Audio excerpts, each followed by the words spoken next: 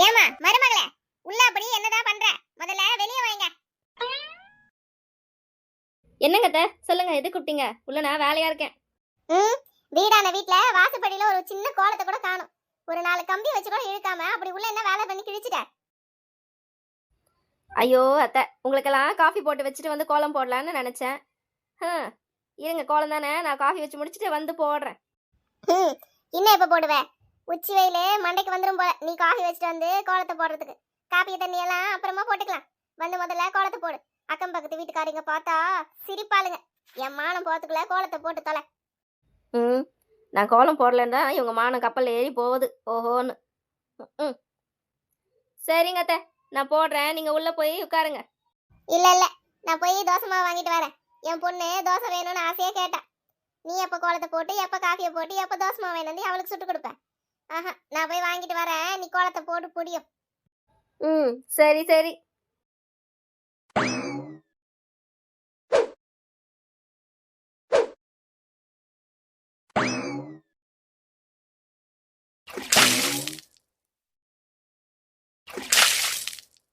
வெள்ளிக்கிழமை விடியும் வேலை வாசலில் கோலம் போட்டேன்.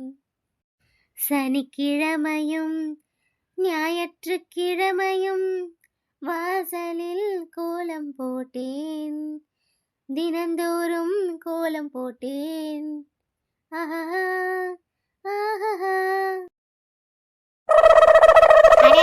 என்ன இருக்கு? பார்த்தே ரொம்ப நாள் ஆச்சு. வேலைக்கு போக ஆரம்பிச்சதுல இருந்து கண்ணில் ஆளே பட மாட்டேங்கிறியே. எங்க?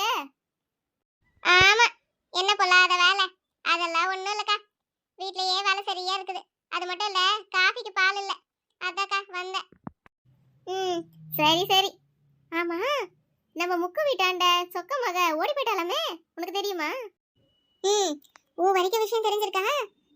இன்னும் பாருங்களேன், அவங்க வீட்ல யாருக்கும் தெரியாத மாதிரி ஒண்ணுமே நடக்காத மாதிரி காமிச்சுக்கிறாங்கக்கா. அவ ஓடி போய் 1 வாரம் ஆச்சான். அடியாத்தி, இதெல்லாம் எத்தனை நாளைக்கு மறைச்சு வைப்பாங்களா? கத்திரிக்காய் முத்துனா கடத்தருக்கு வந்துதானே ஆகணும். அது உனக்கு எனக்கு தெரிஞ்சு என்ன பிரயோஜனம்க்கா? தெரிய வேண்டியவங்களுக்கு தெரியலையே.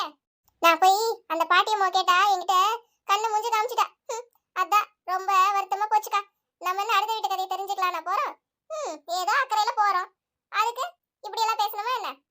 வீடு சுருக்குன்னு சுட்டு இருக்கும். அடுத்த வீட்டு கதைன்னா அவ்வளோ கேவலமா பேசுவாங்க அந்த பாட்டி.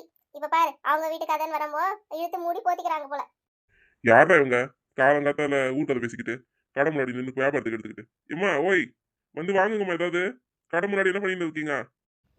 உங்க கடையை தான் பேரம் பேசின்னு இருக்கேன். நல்ல விலையா வந்ததும் வித்துடுறேன், சரியா?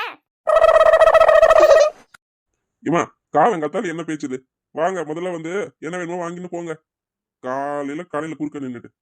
சரி, எனக்கு ஒரு பாக்கெட் பால் கொடுங்க அண்ணாச்சி.